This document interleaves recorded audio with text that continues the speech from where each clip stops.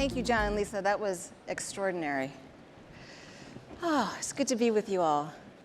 Corporate culture is defined as the shared values, beliefs, and behaviors that define how a company's employees interact and conduct business, the way things are done around here.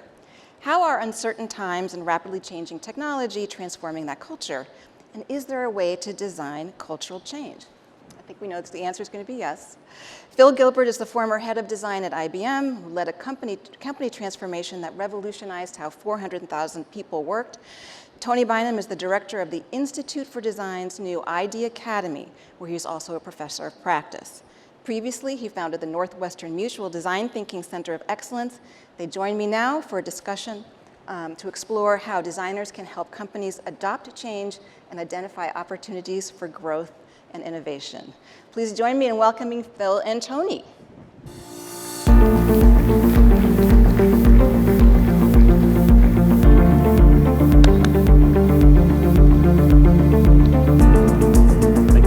Thank you. It's so good to, please have a seat. It's so good to be with you today. Thank you for coming all this way, and thank you in particular for being two of my favorite business strategy, systems thinking, leadership, big D thinkers.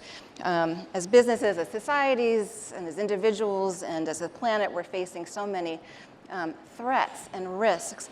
It is such a relief and a joy to think about the opportunities that we can build together here. So, and maybe even the next best version of design thinking, which I would very much like to see happen.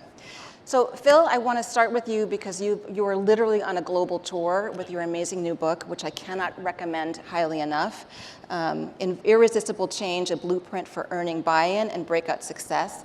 Let's talk about that, your experience at IBM. Why the book and why now? Why now is simple. You know, I work with CEOs and some chief transformation officers, but typically get called in when some effort is failing. Mm-hmm. It's been a year or two, it's not sticking, they can't figure out how to scale it. They knew of what we did at IBM. And I go in and failure after failure. And what's interesting is there's not a single CEO on the planet now that doesn't think they're in a transformation moment. Mm-hmm. So everybody is supposedly undergoing transformation, most of them are failing. And everybody has been speaking the same language, which is essentially given to us by John Cotter from his book in 1996. And so I felt like everybody's got the strategy right. Everybody knows that they have a burning platform that they need to change, but they don't know how to do it. And based on the success that we had at IBM, I felt like it was time to put the book out there in the world. And this is very much from an operations standpoint, and how do you execute a program of change at scale? No strategy, just here's how you interpret Cotter's strategic roadblocks and overcome them. So before I get to Tony, I just want to pause there for a second because as skilled and as amazing as you are an unlikely person to be tapped for culture change within IBM. Could you just tell us the origin story of this work? Sure. My company, I was a startup guy, and my third startup was purchased by IBM in 2010. And I pretty much immediately knew that I was a square peg in a round hole. Yeah. And I actually, very few months in, I went to the senior vice president who had authorized the purchase of my company, and resigned and said, I'm out. You know, I look around and this isn't for me. And he said, you're looking at people that you don't fit into their profile. You're looking at systems and processes that thwart creativity. And he said, I don't know what you did at Lombardi, which was the name of my company, to make it so agile and make people love it so much and love your product so much. But whatever you did there, will you help us do it here? And that was the origin story. It wasn't about design or design thinking, at least it was, but the senior leadership of IBM didn't know that. They simply knew that we were achieving better outcomes in the marketplace, and we were moving faster than they were. And that's what they wanted. And so I was asked to do it. So we're going to dig into some of the nuts and bolts in that. And this book is actually a blueprint, which so few actually are. But Tony, I wanted to ask you sort of a similar question, because you had a role inside of an established organization that was wanting to change. Talk to us about the Northwestern Mutual Design Thinking Center of Excellence. What was the remit? What were you hoping to accomplish there? The remit was, I opened my mouth and decided, and actually made a suggestion that we needed a center of excellence. The truth is, I was leading a small team that was tasked with working with many teams across the organization. And in our conversations as a team, we started to realize that many of the groups and teams that we were working with, they were using different language, different methods, different tools. There's just a ton of fragmentation around how design is actually practiced. And so I had a conversation with one of our senior leaders and said, I think we need a center of excellence, a way to create a single source of truth around the methods, the language, and the mindset in which we're practicing design across the organization. And that was really the birth of the Center of Excellence. And from there, it started to really become a way in which we were indoctrinating or bringing new leaders as well as practitioners into what we defined as, in this case, CX design. A single center of truth, did you say? That is a very big remit. That is incredible. I'm curious, and this is a question for both of you, now that you're away from those institutions and out in the world, and Tony, you in particular, as an academic and someone who is training the next generation of systems thinkers, how did you take those insights into the work that you're doing now? How did you set it up? Yeah, what I've actually been doing since leaving Northwestern Mutual is I've been working at the, I actually went to school at the Institute of Design myself, and I'm actually leading their executive ed program. It's called the Academy, the Executive Academy, as well as teaching. And one of the things that I'm absolutely adamant about is this idea that from a design standpoint, we really need to shift away from what I would call output, sort of the artifacts of design, and really start focusing on outcomes. And that's a language change. In many ways, that's a perspective change. The idea of actually designing an outcome is something that we're all capable of doing as designers. What we're trying to do is do it inside the organization. And that means talking to our business leaders about not just what you're creating, but how what you're creating actually creates additional value for the organization or for your customers and clients. And so a lot of the language change that is necessary is what I'm actually trying to bring to our PhD and graduate students at the Institute of Design. Phil, same question. How are you translating this work to the myriad needs that are out there? Yeah, so kind of the animating insight that we had when I was asked to do this was, how do you, at the time IBM had about 400,000 people. We were operating in about 180 countries.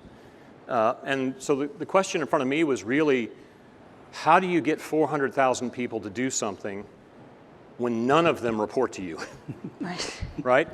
And I don't believe in mandates. I've seen most transformation efforts fail. One of the key reasons that they fail is because they're mandated. And once they're mandated, not only does everybody get defensive, but more strategically, if something is mandated, then the team that's implementing the mandate naturally goes to a place where they start measuring the wrong things. You start measuring compliance. Mm-hmm. We're seeing this with return to office today, for example. Yeah. Measuring compliance does nothing. It gets back to what Tony said, which is the issue is how do we generate better outcomes? And so as I was thinking through that problem, what I came upon was this is identical to the problem that any startup has with a new product. Right.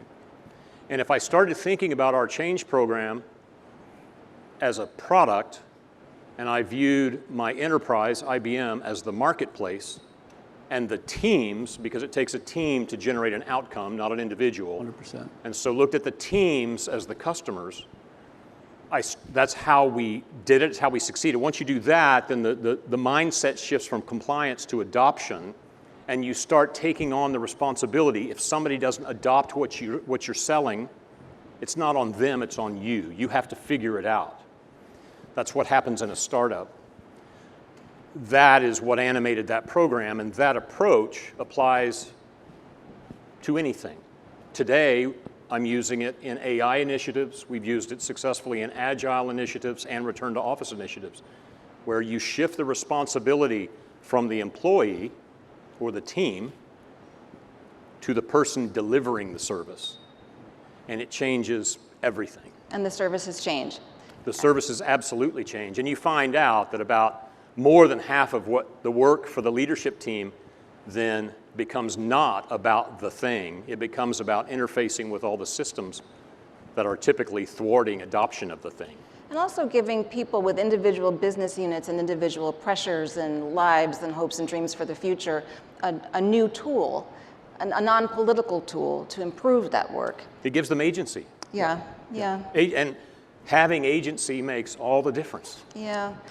You know, as I'm thinking about some of the headwinds that are facing global leaders today, and speaking of shared language, I'm thinking about the words that we've lost along the way, like diversity and inclusion, like stakeholderism, you know, all those things that are, even collaboration. Like these are essential ways of thinking, particularly for design thinkers and anybody who wants to have a radically successful team.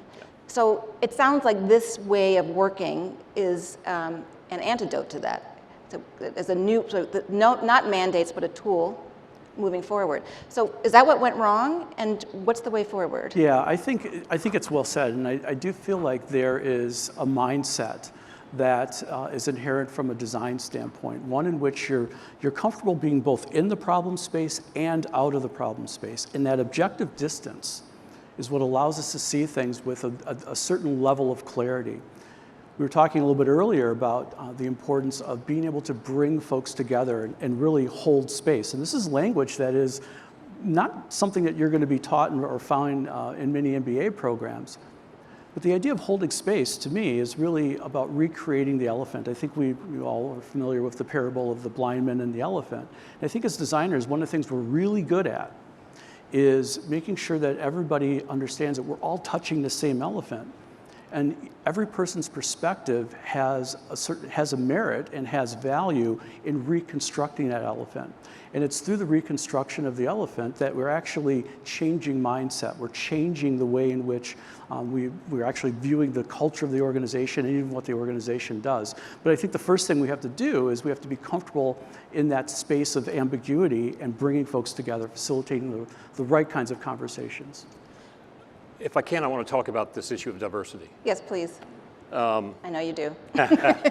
One of the things that when we started thinking about this project as a product and a service that we were offering to people, and people could opt into it, there was never a mandate.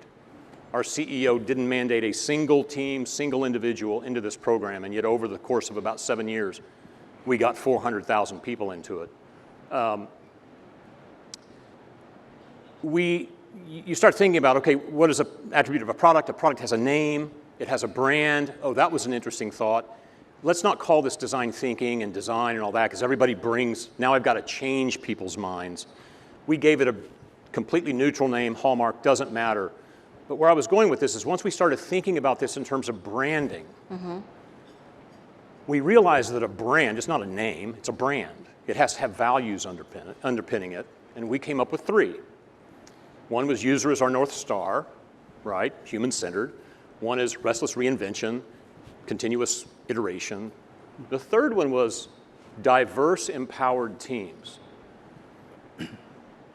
We intentionally said it that way, understanding that all of these people had agency to opt into the program, but we defined diversity in every dimension.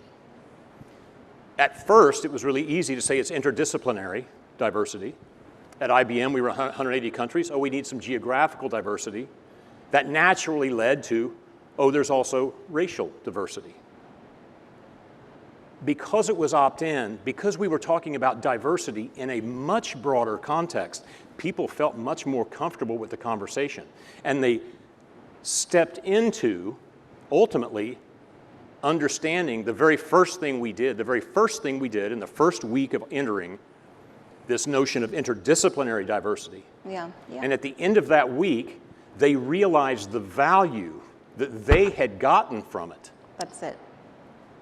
Now, taking the next step, if me as an engineer, understanding a designer and having empathy with a product manager, if that made a lot of sense, why doesn't me as a Singaporean interfacing with somebody from the US, interfacing with somebody from Germany, wow, that brought a new perspective to things. Yeah. added value to my life. Well, what's the next step? So that is how I think we need to start thinking about the conversation is, and bringing people into it, not only by giving them agency to opt in, but also talking about it in a much broader context where the entry point to their particular concept of diversity may be different, but once they enter, they're going to end up in the same place. Yeah. Can I build on that? Because I love where you're going with that. There's, we all know Newton didn't invent gravity, he gave it a name. And so much of what we are trying to do within our own organizations is do something different, but we don't know what to call it. So we need to give it a name. And as designers, our job is to designate meaning. And it doesn't just have to be designated meaning to a form or an aesthetic. It can be designated meaning to a strategy, a direction, or even a policy. And once we give it a name, now we can actually bring folks into it in a way that's relevant for them. So I do think that the language part of this is absolutely critical. It's absolutely critical. And once you give something a name, look, in any organization, for those of you who are aspiring change agents out there, in any organization, there is only one metric that gives you power, and that's head count. And if they don't report to you, Right. the way you gain head count is by giving something a name and having people attached to that name. That's right. And so one of the ways that we kept our senior leadership invested in the program years on, when most of them would have moved on to the next shiny object, was they saw this expanding footprint. Oh, there's 100 people. Oh, there's 1,000 people. Oh, there's 5,000. In year 3, there were 50,000 people that had attached themselves through a digital badging system to this name. Yeah. Well, none of our leaders is going to start getting in front of 50,000 people. Yeah. Right? So that aspect of naming and language is so critical to the success of any change effort. So culture change agents need to define the product of change specific to the organization, define the language, create a space of convening and welcomeness, give it a name, define the value, measure the value. I'm sure that's a big part of it too. I want to go back to the C-suite for a second before we go to where the power in this system actually works. What are the senior leaders and CEOs that you're encountering asking you for, and what should they be asking you for? Right. And where's the opportunity in the gap? Yeah, so I think that is a key question to unpack as much as you can. When I speak to organizations about what they're trying to do and where they're trying to go, we're all facing this very ambiguous, complex world. What they're looking for is a way to navigate it. So the name that I've given it is dexterity. Now, it's not new. There's plenty of papers and strategies out there that under the term operational dexterity.